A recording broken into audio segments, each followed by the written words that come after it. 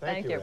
Well, within just a matter of days, a second group of New Hampshire high school students has staged a sit-in. Roughly half the 400-member student body at Raymond High School stayed out of class this morning to protest a new policy on restroom use. But as Susan Ross tells us, the so-called civil disobedience gave protesting students an education in ineffectiveness.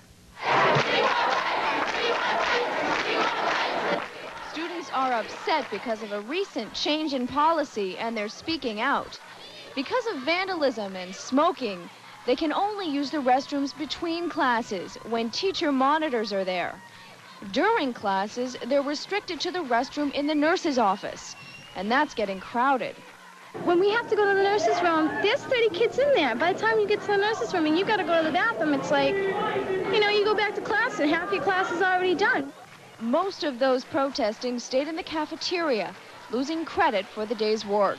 Students here at Raymond High School say they don't like the new rules, but their principal says she doesn't like the way they're letting her know that. I strongly believe that we as adults need to teach youngsters that there's a correct procedure to protest things.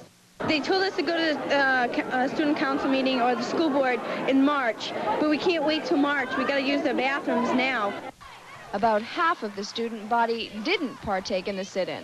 I've gone about it a different way than having to waste other students that want to learn, waste their day by not having any classes. But at least one teacher is concerned about the new policy. Sometimes when a student's working on a program, maybe in class, you may have to ask them to save that, but I try to make time with them after school to do that with them.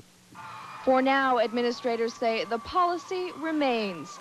They say they have no intention of making any changes until the students address their concerns in a more responsible way. And that is not through a sit-in. In Raymond, Susan Ross, News 9. Administrators say all the punishment the students will get has already been given, and they hope things can get back to normal on Monday. Remember that.